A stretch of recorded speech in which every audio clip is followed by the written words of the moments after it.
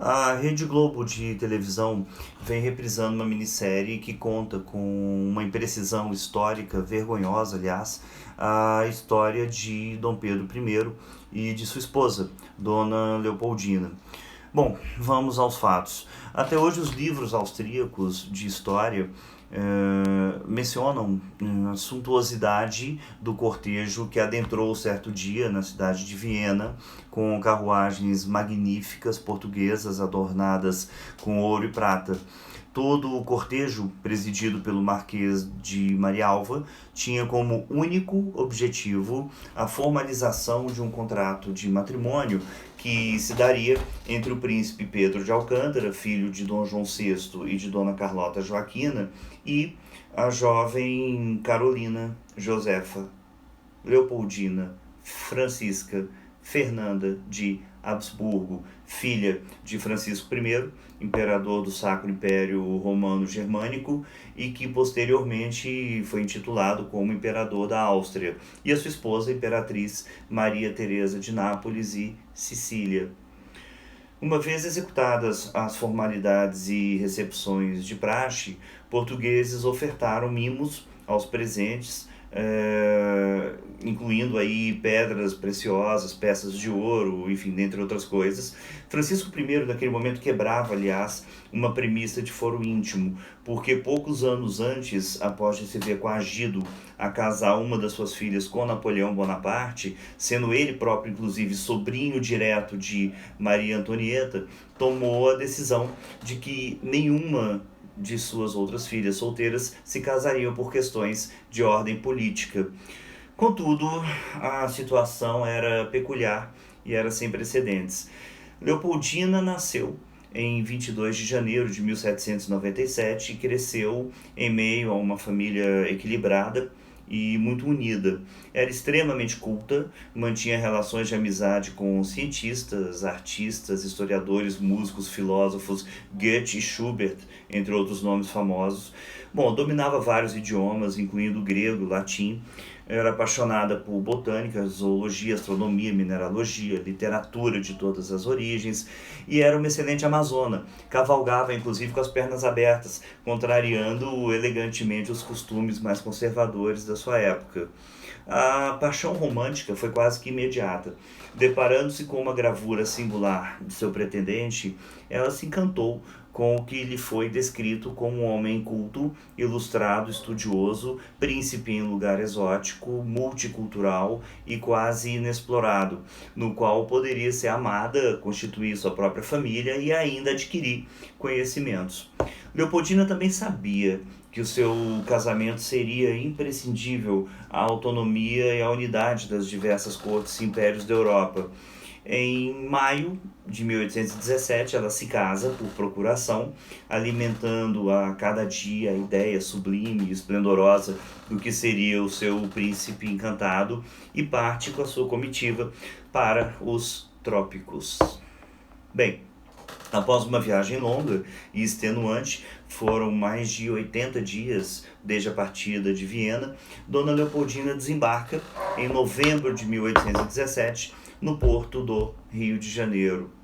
Aclamada pelos súditos e por toda a nobreza instalada na colônia, Leopoldina se depara com festejos e inúmeras homenagens. Conhece uma cidade decorada, lavada, especialmente para a ocasião. O Rio de Janeiro era uma cidade muito suja, e com alegorias criadas por Jean-Baptiste Debré em pessoa, e até mesmo abominável mercado do Valongo, que era uma antiga anseada, que se notabilizou como o maior e o mais brutal mercado de seres humanos do planeta, foi soterrado às vésperas de sua chegada para que não causasse estupor aos visitantes austríacos. Embora, claro, a gente não pode deixar de registrar que a ignominiosa escravidão seguiu predominando a base econômica da mão de obra na colônia, perdurando ainda por quase 70 anos e manchando de sangue vermelho a história do século XIX. Bom, ela trouxe em sua bagagem vários baús e malas repletas da melhor literatura, livros de ciências exatas e naturais, instrumentos, partituras musicais, cartas cartográficas. Muito desse material sequer foi aberto durante a sua vida. Dona Leopoldina, inclusive, foi motivo de chacotas ante o seu estranho interesse por leitura e conhecimento. Bem, o casal se instalou em uma bucólica casa de campo aos arredores da Quinta da Boa Vista e tudo aparentemente transcorreu em paz nos primeiros meses. Entretanto, não demorou muito tempo para que Leopoldina percebesse que o seu marido jamais fora um homem inculto, ilustrado ou estudioso e que jamais assim o seria nessa vida, muito embora, é bom registrar, dotado de um senso de oportunidade, perspicácia e sagacidade, com 5 idiomas fluentes, além da magnífica aptidão militar estratégica. Ela percebeu também que, embora o amasse com o máximo fulgor de sua alma, deveria aceitar o fato de que Pedro era um garanhão impetuoso, portador de um inconsequente apetite sexual, nos exatos moldes da sua controvertida genitora, a rainha Carlota Joaquina. Bom, Leopoldina era uma mulher à frente do seu tempo. Por que era à frente do seu tempo? Porque ela enxergou além do horizonte de princesa, submissa, parideira, paparicada. Ela viu que a independência daquela terra que a adotou com imenso carinho era imprescindível, que o povo já clamava por aquilo há algum tempo e que o Brasil poderia sim trilhar a grandiosidade da nação em que merecia transformar-se. Leopoldina possuía verdadeira visão de Estado e, aos poucos, se desprendeu do arcabouço de ideias conservadoras e absolutistas, típicas da educação que recebeu dos seus pais austríacos, sobretudo após o retorno dos seus sogros à Península Ibérica, em 1822. Com uma habilidade extrema, influenciou diretamente na tomada de medidas e de decisões cruciais ao processo de libertação do Brasil da temerária subordinação à corte portuguesa. Leopoldina, presidindo o Conselho de Ministros durante uma viagem de seu príncipe a São Paulo, apoiou e decidiu peremptoriamente pela permanência dele no Brasil, que a posteriori foi ratificado como o Dia do Fico. Mas viria ainda a parte soberana de tudo, mais importante.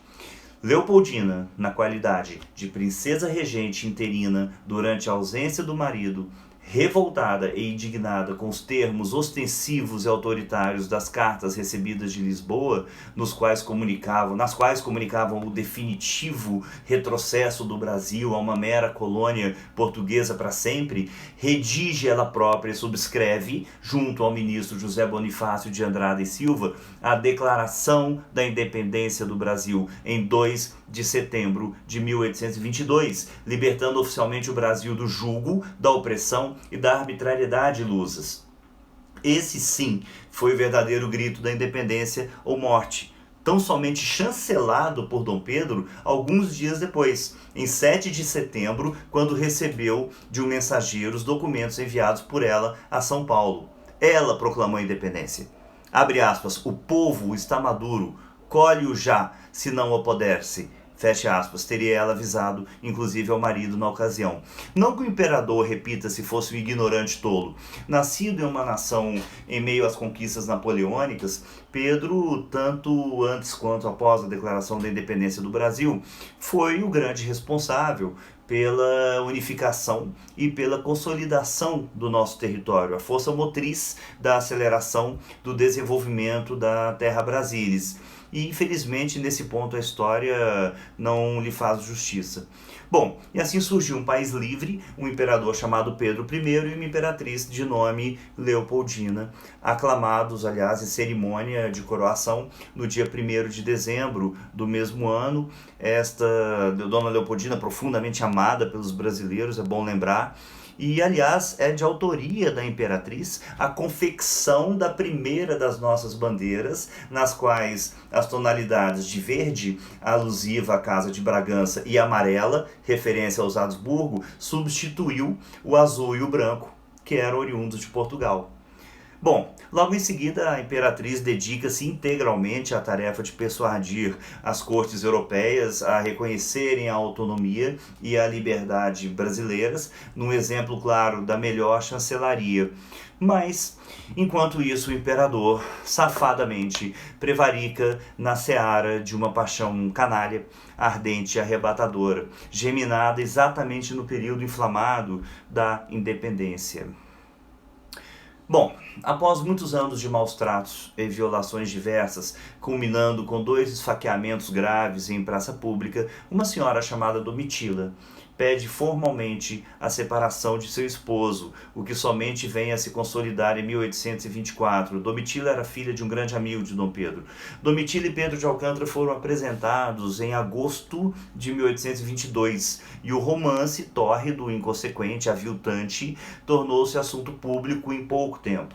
A imperatriz, como já dito, sempre soubera das aventuras amorosas do imperador, bem como de seus filhos oriundos de relacionamentos furtivos, mas a tal da Domitila extrapolava todo e qualquer limite. Domitila foi instalada no Rio de Janeiro em uma residência magnífica a poucos metros do Palácio Imperial. Chegou a ser nomeada pelo imperador como dama de companhia da imperatriz traída em um ato de grotesca velhacaria. Dona Domitila era recebida em eventos públicos com pompa, reverências de rainha e transitava pela corte imperial com uma arrogância enorme e uma manifesta indiferença. O imperador então se torna cada vez mais agressivo e desrespeitoso. A imperatriz engorda muitos quilos, entra em profunda e inescapável melancolia, detalhadamente descrita nas correspondências enviadas aos seus familiares e amigos europeus. E, enfim, a imperatriz em independência do Brasil era agora uma prisioneira dependente em um calabouço ricamente decorado e sem grades. Muito embora existam relatos de que o imperador literalmente trancafiava a esposa em seus aposentos durante as noites, entusiasmado com a nova namorada. E com também a generosa pensão periodicamente enviada à sua esposa pelo sogro, rei da Áustria, imperador da Áustria em pessoa, confiscada descaradamente sob o argumento de que se tratava de um soberano interesse de Estado do Brasil. E como é que acabou isso tudo? A saúde física e emocional da imperatriz se deteriora rapidamente. A população se mobiliza em orações, novenas, procissões fervorosas dedicadas ao restabelecimento de Leopoldina, ao mesmo tempo nutrindo um profundo desprezo e repugnância pelo imperador e por sua amante. Em novembro de 1826, e a fim de tentar aplacar inutilmente a execração pública e unânime ao relacionamento que ceifava a olhos vistos a fragilizada existência da imperatriz, Pedro a nomeia novamente regente do império para que pudesse viajar ao Uruguai, envolvido em assuntos alusivos à guerra cisplatina. Em seguida, determina a realização da cerimônia do beijamão, a imperatriz em sua presença, pouco antes da viagem. Porém, com detalhe sórdido e quase macabro. Domitila, a essa altura já elevada ao título de Marquesa de Santos e ainda dama de companhia da imperatriz, deveria estar também presente ao evento, literalmente ao lado de Leopoldina. Ao saber do protocolo estruturado e das intenções de seu marido, a imperatriz recusa-se a participar de tão humilhante circo, recuando de imediato e não adentrando a sala do trono. Bom, foi então subitamente arrastada por um imperador volátil, furioso, animalesco, ultrajada com palavras, empurrões violentos, mas ainda assim, ferida de morte em sua alma e em sua dignidade, não comparece à cerimônia por ele organizada. O imperador então parte ao sul do continente. Logo ao adentrar em Porto Alegre, escala obrigatória até o distante Uruguai, recebe a notícia de que a imperatriz havia sucumbido à doença e ao sofrimento do espírito. A imperatriz Leopoldina faleceu precisamente aos 11 dias do mês de dezembro de 1826, no Palácio de São Cristóvão, na Quinta da Boa Vista. tinha apenas 29 anos de idade. Desnecessário mencionar a gigantesca comoção causada pelo seu falecimento. Obviamente o imperador não pôde se casar com Domitila e obteve reiteradas e peremptórias recusas de pedidos de casamento formalizadas junto a princesas europeias, uma vez que a tristíssima história da imperatriz ganhou rapidamente o mundo. E dizem que Dom Pedro atravessou o resto dos seus dias aí navegando pelos mares mais profundos e inúteis do simplório arrependimento. Leopoldina era defunta, nada agora mudaria isso. Carolina Josefa Leopoldina Francisca Fernanda de Habsburgo foi uma mulher à frente do seu tempo, como eu já disse. Conviveu em meio ao machismo, à arrogância de mulheres e de homens medíocres e incultos. Conviveu em meio à misoginia pura e simples e a um relacionamento abusivo e covarde que predominou durante todo o seu casamento. Resta para mim incompreensível que, em pleno crepúsculo do primeiro quinto desse século tão conturbado, a imperatriz Leopoldina seja relegada a apenas 1 ou 2 parágrafos em nossos livros. Não se justifica o fato de que a imensa maioria das pessoas que diariamente luta ou que diz lutar pela plena igualdade de direitos ignora por completo a saga da jovem austríaca, delicada, dedicada, devotada, que se viu jogada à cova de imensos brutamontes tropicais e sujos, que buscava o amor e o conhecimento e que encontrou humilhação e morte prematura. Eu afirmo que a nossa indiferença e desinteresse pela imperatriz nos faz diretamente cúmplices de seu enorme sofrimento. Somos todos idênticos àqueles que zombaram dela e que não a motivaram a sequer abrir os seus baús de livros, artefatos, mapas e instrumentos. Daí eu me pergunto, quantas Leopoldinas devem existir no Brasil atual? Leopoldinas que acordam antes do raiar do dia, que são bolinadas em vagões de trens suburbanos, que trabalham à máxima exaustão por remunerações salariais inferiores às de seus colegas homens, que capinam de sol a sol, que cortam cana, que usufruem de um sistema de saúde precário, que cumprem penas extensas em masmorras carcerárias brasileiras, que realizam triplas jornadas diárias, que se aposentam depois de toda uma vida de labuta e depois precisam ajudar com a pensão minguada familiares pobres, que mantêm os filhos limpos, uniformizados e alimentados, que enfrentam companheiros selvagens. Leopoldina lutou, sobretudo, para manter-se viva, como ainda o fazem as mulheres neocoloniais que a sucederam. O maior desafio da mulher hoje é se manter viva, e a história nesse ponto não mudou.